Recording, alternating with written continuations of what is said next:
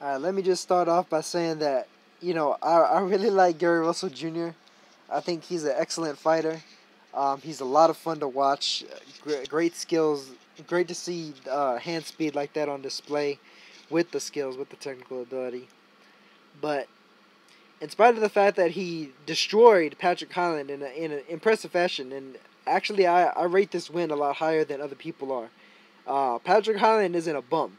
For all the people calling him a bum, I mean, all you're doing is basically shitting on Gary Russell Jr. I mean, all you're doing is basically making it seem like Gary Russell ain't shit but a bum killer. Patrick Hyland went 12 rounds with Javier Fortuna. I don't know how short some of you guys' memory is, but that was a tough fight for Fortuna. Fortuna didn't have an easy time with him. I mean, Fortuna won clearly, but Fortuna being one of the top fighters at 130 pounds now, in spite of the fact that, yeah, sure, he had some trouble making weight for that fight. That might have weakened him a little bit. That may have affected his performance. Didn't just go in there and run over Patrick Hyland the way that Gary Russell just did. Now, with that said, Gary Russell, in spite of this flawless performance, went on to call out the other world champions basically at 126, and he also called out Vasily Lomachenko. But it's hard for me to take Gary Russell seriously, calling out Vasily Lomachenko for two reasons. One is the interview about trying to retire, in a couple of years, because all you're doing then is if Lomachenko doesn't want to fight you, that just he could just put the clock on your ass and and like run you out of time when you want to retire. For one thing, you don't do that. You don't give somebody that you want to fight an out like that. Secondly, if you want a rematch with a guy that the perception is that the guy beat you clearly, I don't think that Lomachenko beat Gary Russell that clearly. I mean, I thought it was a close fight. I thought it was a close decision for Lomachenko. 7-5 type of decision. That's why it was a split decision. I thought the judges had pretty good scorecards. I don't know where the domination stuff comes from, but regardless of that, I think that a lot of that is really hate for Gary Russell, and that's why it doesn't help when people decide to downgrade,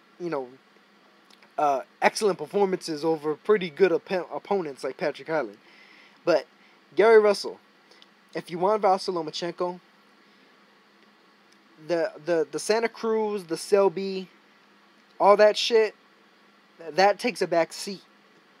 You say, if Lomachenko doesn't want to come fight me again, then I'll look at the other options. My second tier is the other champions. My first priority is revenge.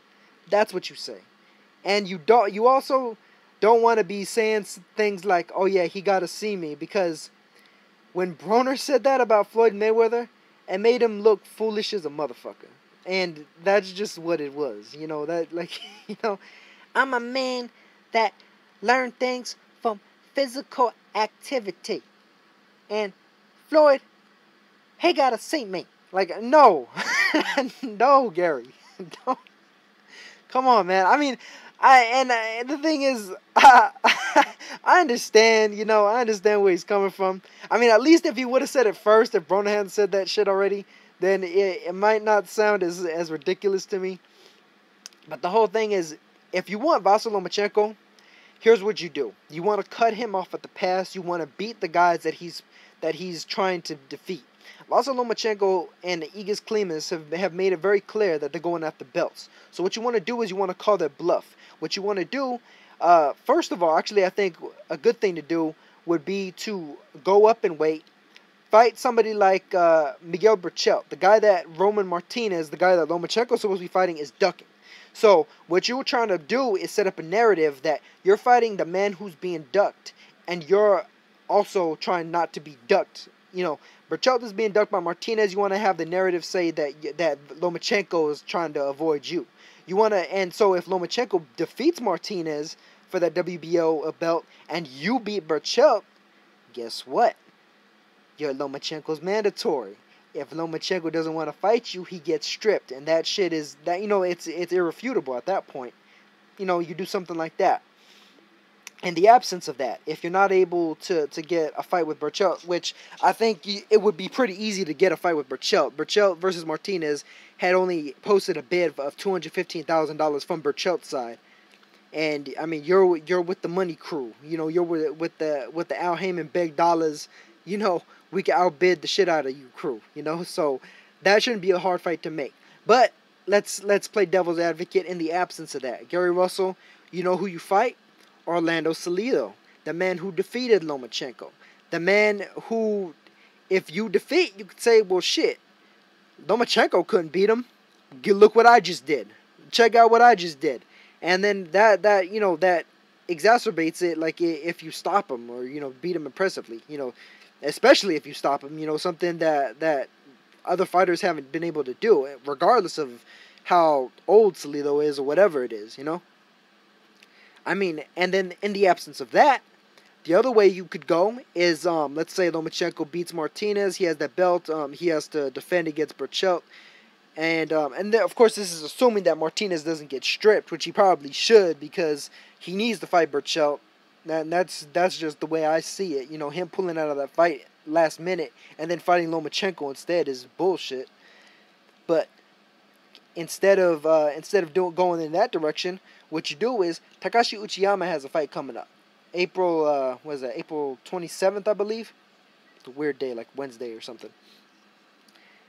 Uchiyama, so long as he beats Jezreel Corrales, you go after Uchiyama. Easy fight to make, no promotional issues there. Uchiyama's the man of the division. He's the number one of the division. He's the WBA super champion. You beat him, and I mean, at that point, you pretty much set yourself up as one of the top dogs in the division.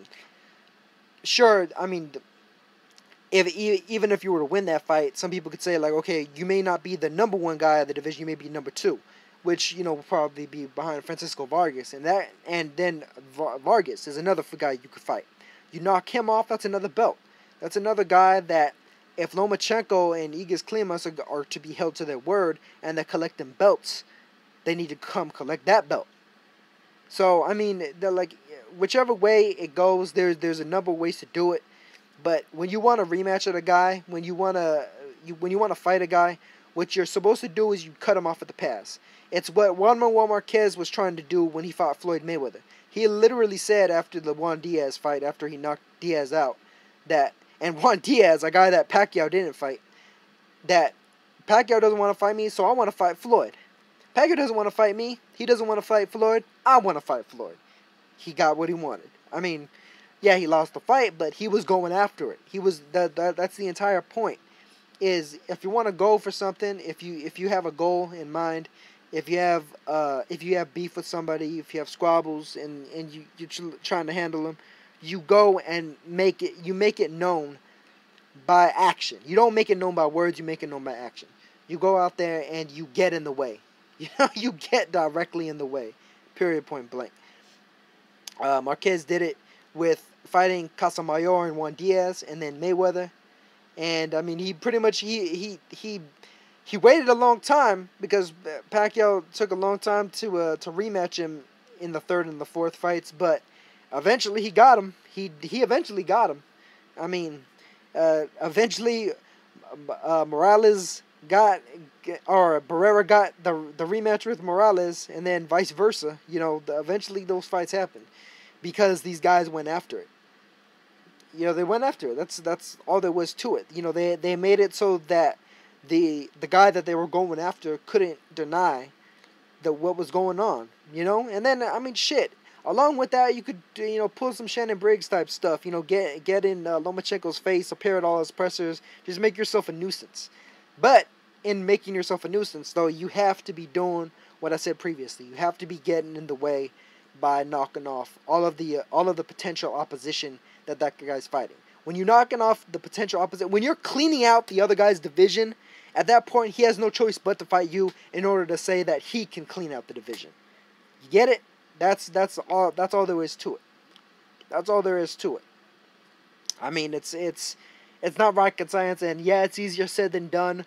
But I mean, this is boxing. You got your life in your hands, and I mean, if you're already thinking about retirement, what you should really be thinking about is when you're retired, when you're an older gentleman, when you're in your 40s, when you're in your 50s, when you're in your 80s and 90s, you know, God willing, if you're able to live that long, you want to look back and have no regrets. You want to look back and look at yourself as a young fighter, look at those old pictures of yourself as a young champion, and be like, that was me.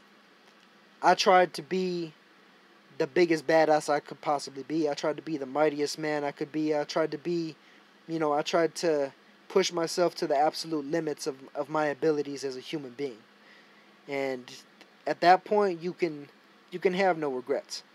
So, if you want to go after it, I implore you, Gary, to go after it, to do whatever it is that you got to do. Santa Cruz, Selby, and all those guys should play the background. Matter of fact, in addition to all the guys I named, Gary Russell, call out Guillermo Rigondeaux. Call out Guillermo Rigondeaux.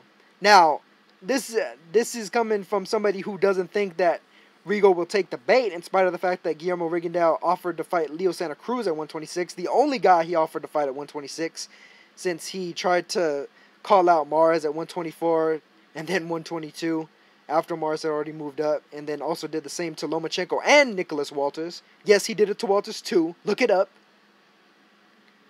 But if you're looking to make the perception that Vasyl Lomachenko is avoiding you, go out and beat the guys that he's either avoiding or that beat him.